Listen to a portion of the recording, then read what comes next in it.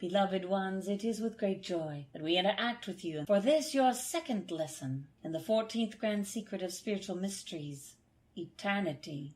We wish to begin with what might be called a story. There was once a consciousness that wished to come to planet Earth and experience what it was like to be loved by the masses, to be great, to be a giver to humanity. And so this consciousness created its play, and in this play became a ruler, a king, or an emperor, but not a dictator. One that was full of grandiose ideas for humanity. One that had unlimited resources at the fingertips. One that could create unlimited buildings, beauty, landscaping, opportunities, education, museums, libraries.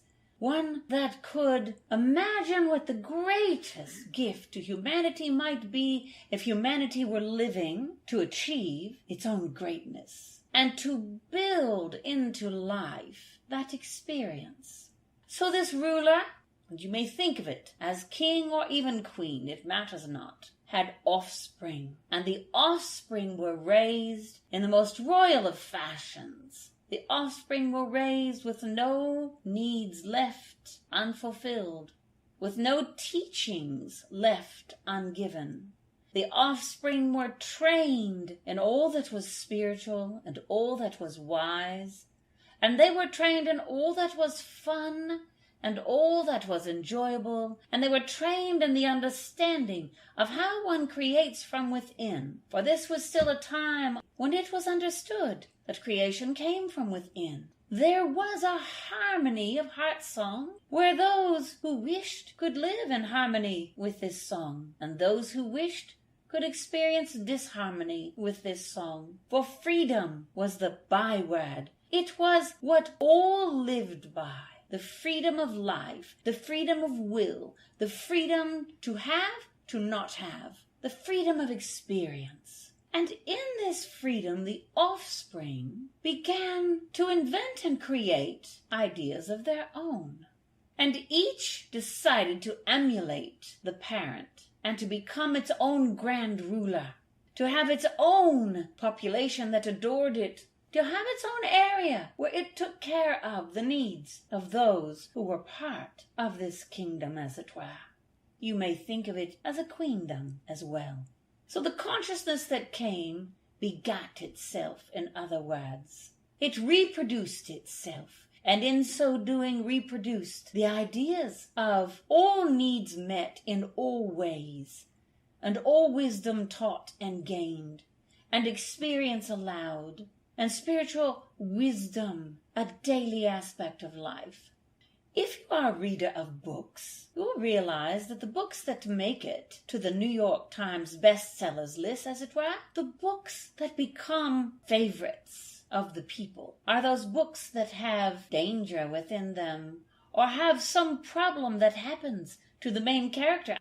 And so it came about in the experience of free will and the kingdoms that all was so predictable that the consciousnesses in charge decided to introduce the unpredictable. Introducing the unpredictable created any number of situations which you are all living today, for you are all living the unpredictable. You shift and alter your days and your nights, and you shift and alter your thinking and your feeling and your experience, and yet still in your life is the unpredictable. And that is because, beloveds, it is the unpredictable that has infused consciousness on your planet to create an interest, to create a plot where one does not know how the mystery of life is going to turn out. And so for those of you who have been battling the unpredictable, we started with the story to show you that when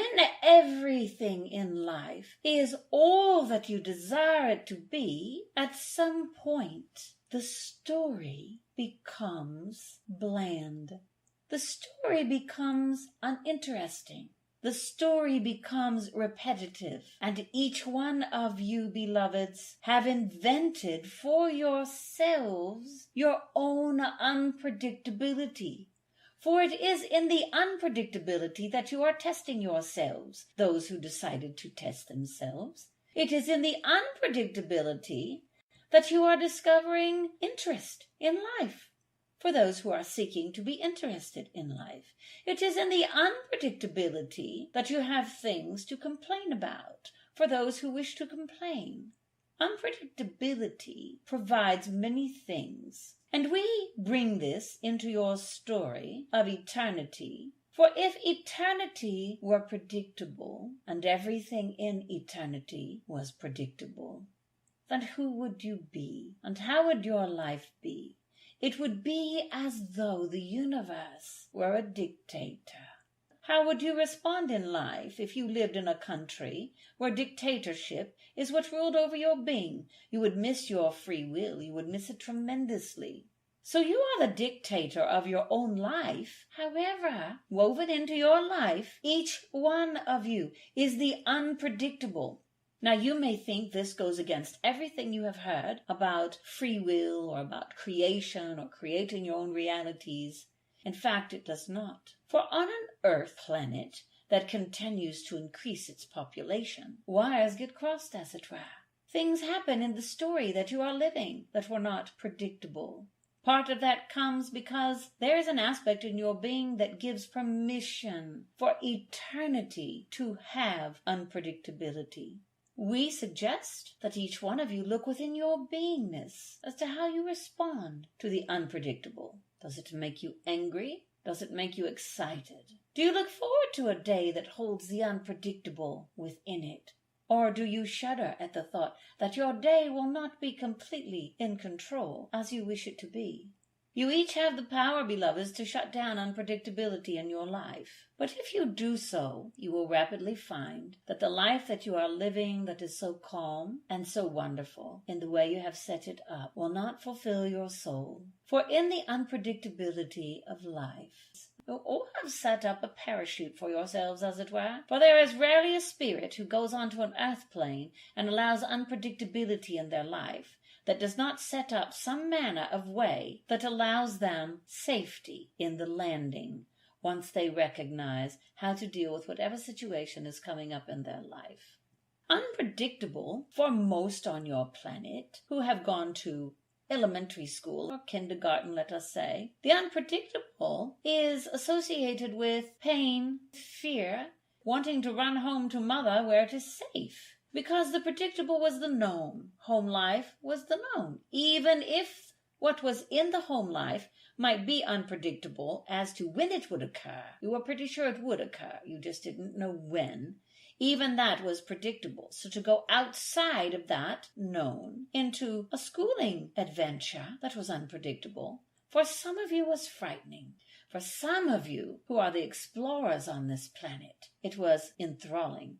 It was exciting, and it still is. You seek out the unknown, the unpredictable, because you have within you, let us say, the chest thrown out, bring it on world kind of attitude, where you are ready to have a good tussle with life, because within you, you are always certain you will come out on top. So you like that little challenge. For others, you are desperately trying to make your lives as predictable as possible because you do not like the ruffled waters. You like smooth sailing, as it were. And a storm on the open seas is frightful. You do not think that you can outlast the storm. The storm will capsize your boat. These are all various ways of dealing with life in various manners because, beloveds, you are creatures of eternity. You are creatures who have lived so many realities, so many places, in so many time frames. Of course, you are not recalling all of them in this life. That is why the human body is set up as it is. It is set up so that you will be able to do whatever you are doing.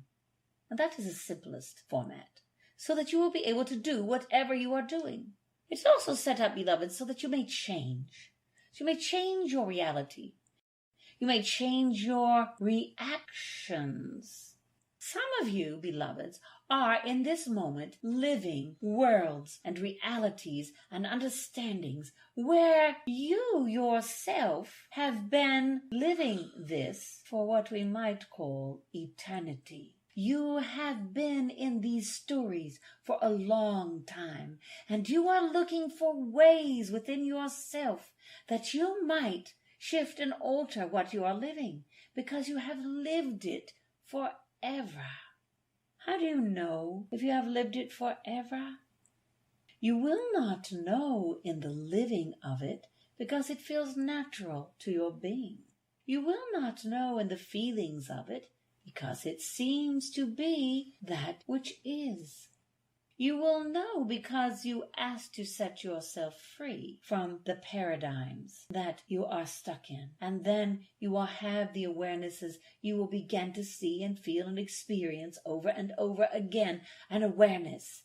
For instance, you will wonder why something in your life is happening over and over and over again. Why, when you start one way, does it always end the other? Why is the ending always the same? This is an example of an eternity.